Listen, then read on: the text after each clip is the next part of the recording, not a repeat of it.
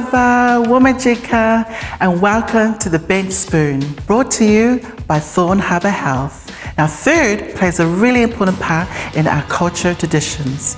Food can bring you comfort, it can bring people together, and it can definitely tell a story. Now, food is a universal love language where we get to share the rest of the world our culture. My name is Miss Katalyna, and I'm your host. Hi, I'm Stone Motherless Cold. I'm 22 years old. I'm an Arrernte folk. I've been living in so-called Melbourne for 4 years. And I'm a drag artist. So my dad's Arrernte. I was born in Alice Springs. My mum's family is white and my stepdad is Cook Islander. So I've had a lot of interesting influences.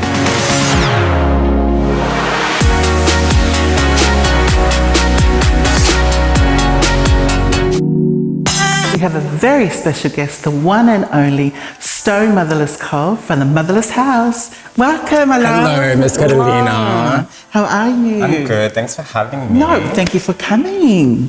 So, I'm excited. What are we cooking today? Today we're making fidel caro. Fidel caro. Yeah. Is that how I say it? Yes. Wow, beautiful. So tell me, what is this dish that you... It is coconut bread. Yeah. Coconut bread. Oh, wow.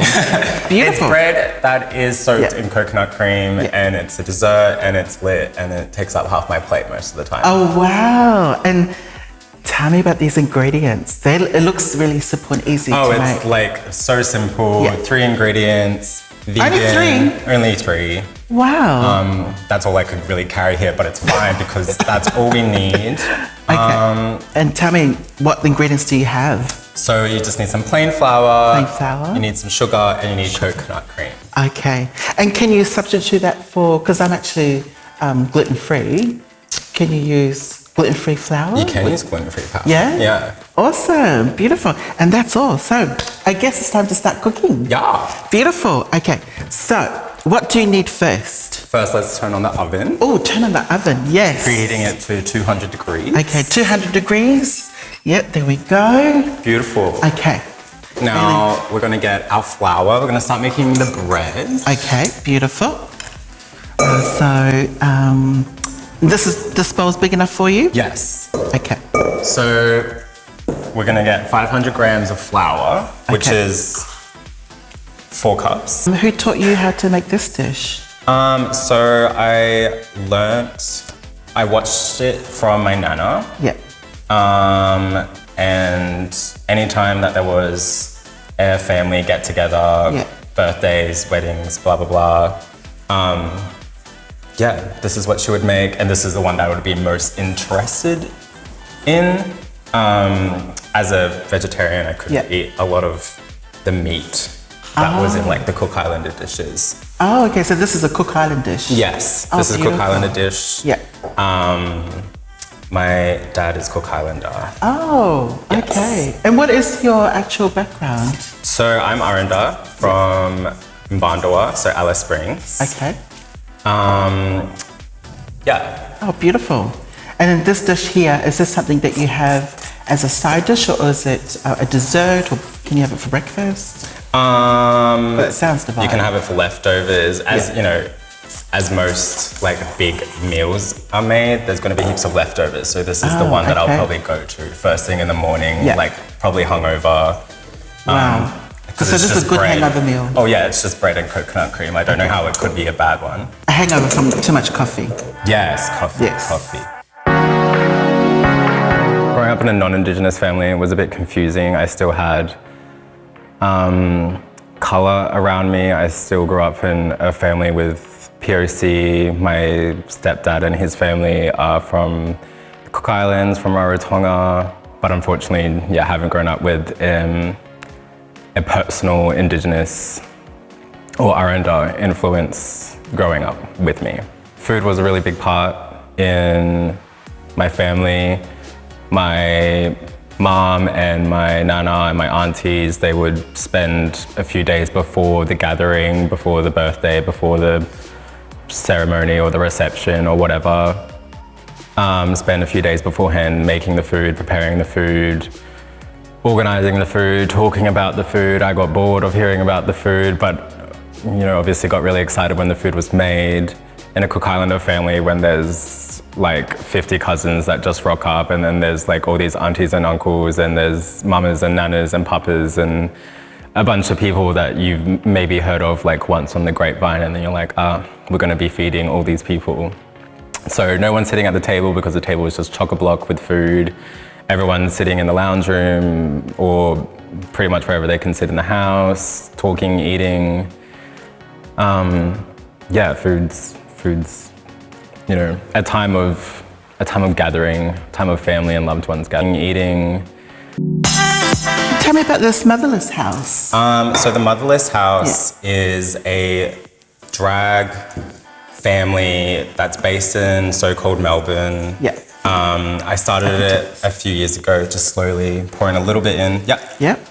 Okay. I started a few years ago because as a queer black fella, I couldn't really relate to a lot of the Melbourne drag scene and was feeling really excluded.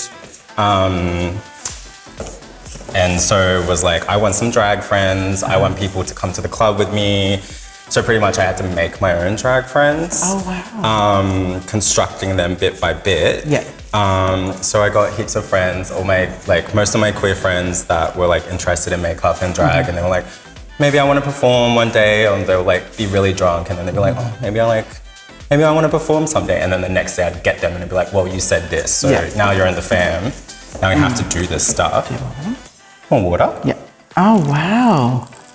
And I've got to also ask you, how many kids do you have in your house? So I have 5. 5. Beautiful. At this current point in time, looking for applications. Yeah. Do they have to be a certain age? No, they don't have to be a certain age, and also... Okay. Just asking for a friend. Maybe there's a limit now. Friend. Yeah. But it's more... And also you don't have to be a drag baby. Yeah, some more water. Oh, okay. Thank you. It's just like it's like a drag collective for like us to get together and for us to hang out and for us to be like, yes, we know we have friends in the audience. Wow. So you don't have to be like a starting out drag artist. It's really just so you can get like a instant community of friends that do drag. And you don't have to be, like a professional drag or just starting off. Do you also give them tips or teach them any? Yeah, look, I mean, I'll give them tips to like what I know. What you want to share. What I want to share, yeah. I'll give them some tips. Like I'll tell them that makeup looks crusty or I'll tell them that outfit looks really bad, or I'll tell them the bad things and then they can figure out the good things themselves. And I've got to also ask you, because I want to know, because it is kind of new, not new, it's always been around, but with the pronouns. Because our community is still getting used to it, but I've got to ask you, what is your pronouns? So my pronouns are they, them. They, them. What are your pronouns? She, her. She, her. Thank you. Thanks for sharing. No, you're welcome. And so your pronouns are they, them. And what, they, them, and she, her in drag. Oh, okay. Yeah. That's beautiful. Now you do identify as non-binary. Yes, I identify as non-binary, queer, who knows? I just know it's in the they, them these days, and we're gonna probably be around there. Yeah. We'll figure it out. Okay. Yeah. And what does non-binary mean to you, or how can you explain to those who are still learning about our community, about non-binary? Yeah, for sure. So I can only personally speak for myself, but I could never, growing up, always struggled to relate to the really strict gender binary. Growing up in a very Western Australian kind of household, so the gender binary was very there, and I just couldn't really relate to it. So for years, I just knew I was like a really feminine, young boy at the time, and I was like, haha, I get along with all the girls. Can't really talk to guys because I just didn't know how to talk to guys, still to this day. But like all these things, and I was like, I don't know, this is weird, like not really getting it. But then once I started to go to uni, and then like getting onto social media and a lot more, and seeing that there were like people that weren't in such like a gender dichotomy. I was like, this looks fun, this looks lit, they look hot, I want to be hot. So here we are. As a kid, I always knew that I was feminine, always knew that I didn't act like the other boys. And there's like, I had, two very big influences in the family that I was growing up in. I had my mum's side, which was the white Scottish side, and then I had my dad's side, which was the Cook Islander side. So unfortunately, I haven't grown up with an Indigenous thinking of queerness. I've had to learn that myself. Being queer in the family that I grew up in was a bit weird. It's very Western influences. So there's a lot of just queer phobia, very femme-phobic. My dad would always be like, "Why are you passing the football like that? Why are you running like that?" A lot of like, what's this? Why are you doing this? Blah blah blah. And I'm just like, I don't know. For a lot of my childhood, I was like, it's maybe because for the first 5 years of my life, I only had a mum. So this is why I act feminine. But no, that's just so not the case. That's just who I was. That's how I was born. And my dad's father's sister is trans and has been living as a woman for most of her life. And it was really interesting to hear conversations of how my family talked about her. And I remember the conversations that they had, but this was before I knew that she was trans and what transness was and what queerness was. So they were kind of just talking about her like, they were misgendering a lot. So I was like, why, where's the he? And it didn't make sense. And then my mum told me that she was trans, and I was like, oh, okay. And then it all started to click, and then I remember my family talking about it, and then I remember just like the misgendering, and then like kind of the little remarks here and there, and I was like, oh. So that's what you're like. So I'm just gonna hold back on this for a while. I was just kind of popping around the scene and had to really drag my non-drag friends to the club and be like, oh, come with me, like I want to see this performance, da-da-da. It doesn't feel good to have to drag your friends out, and they obviously are like, we'll come. So I would go to club nights, and all of them would be white performers. And so as somebody, as a black fella going into these clubs and being like, I'm just figuring out what this is, or figuring out my sexuality, figuring out my gender and all these things. And then you go into a club where you're like, this is meant to be the place that's for me, that's meant to celebrate me. And then you go up and you see the performers and they're all white, and you're like, oh, maybe it isn't for me. So a few years ago, I created the Motherless House, a collective for drag artists in so-called Melbourne to get together and hang out and be friends and do drag. So yeah, I think at that time it was, yes, let's get some drag friends, but it was also maybe a wanting for a drag mother that I could have and relate to. And so kind of did it how a lot of the new generation drag artists do it, and so without a drag mother. But I think I needed that. And I think having a black queer drag mother early on originally would have just helped me get to where I am a lot quicker. The motherless part of my name, and also the collective's name, is taken from a statement that my nana said. My grandpa was making a dish, some sort of dinner for her, and she was really late to coming to dinner, and then she like went to the dinner and it was like not warm anymore. So she was like, what is this? This stone motherless cold. It's been heated over a candle.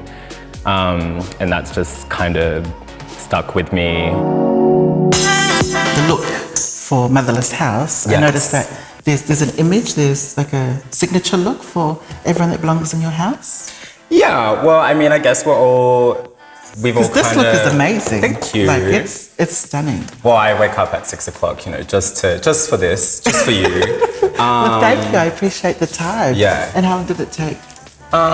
Today it took me 2 hours and then like 30 minutes, like rushing out the door. But like, yeah. I get ready and it takes me 2 minutes. I don't even put makeup on. Oh yeah, I can tell, you're flawless, flawless. This is gonna be the bread.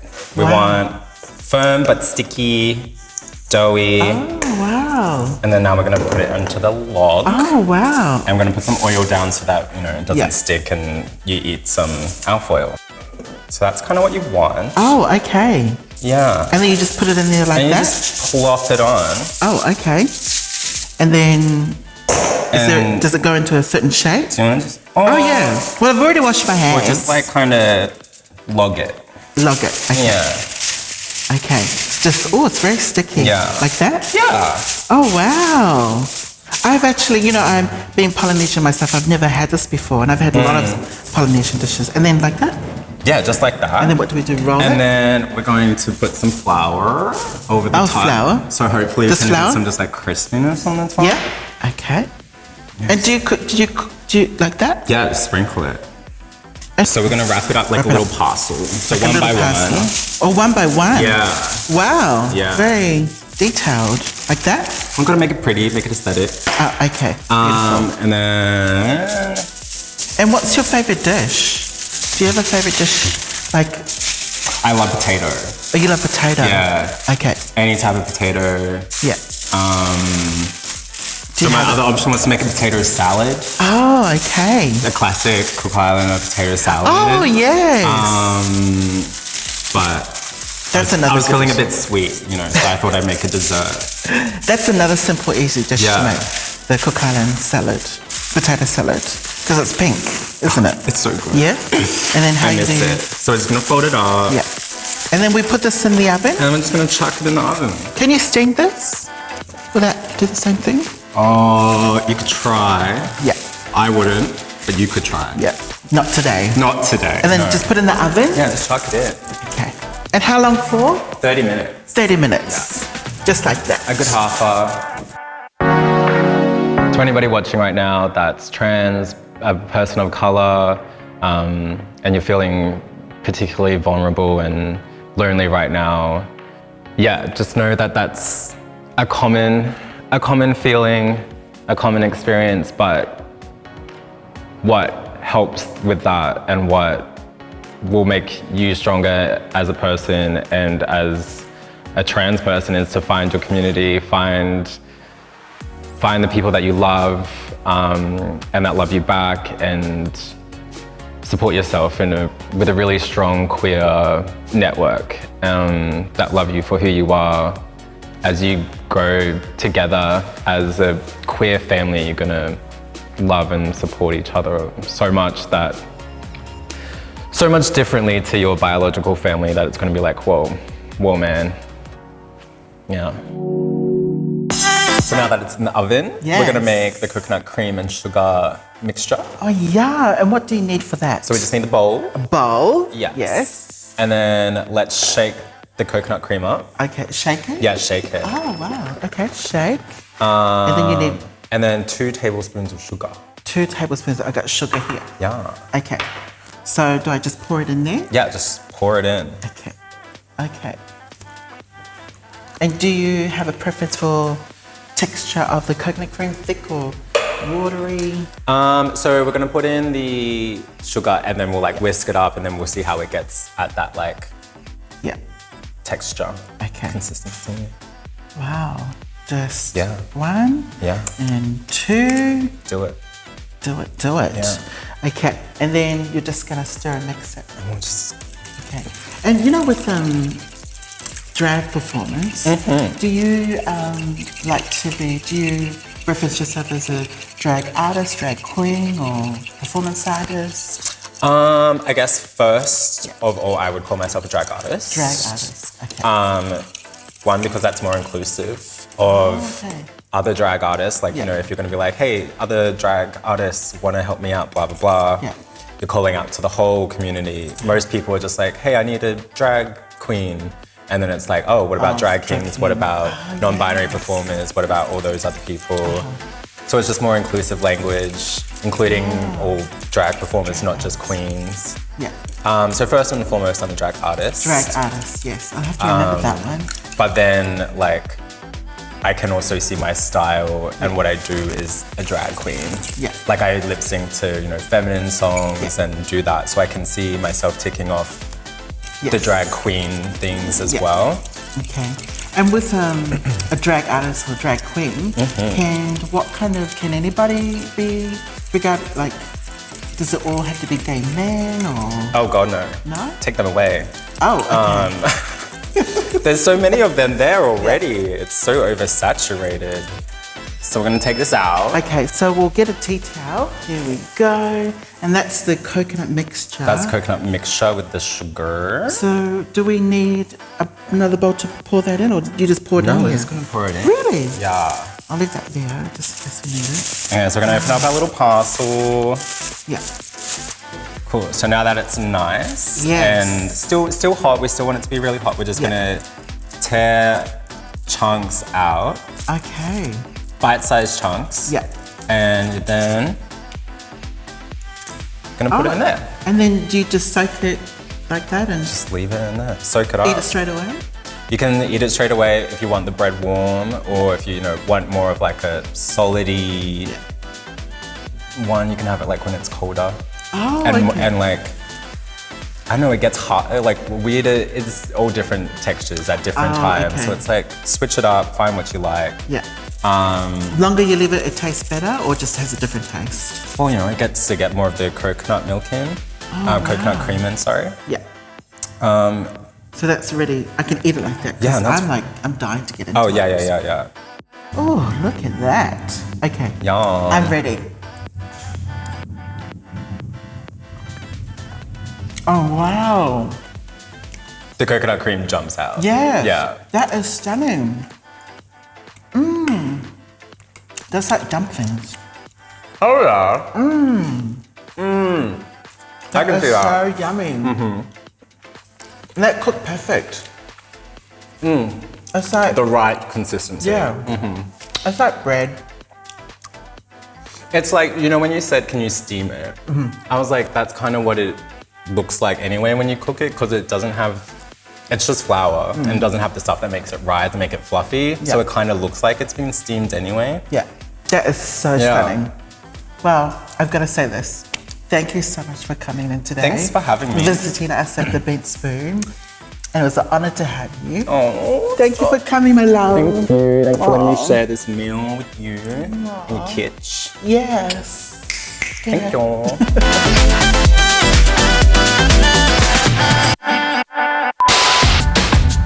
Oh man, I've forgotten everything.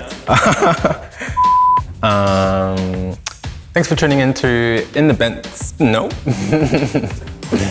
Thanks for coming to the Bent Spoon, where I got to make my fidal cutto with Miss Katalyna. If you enjoyed it, you can check out the recipe at the Thorne Harbour Health website. Be gay.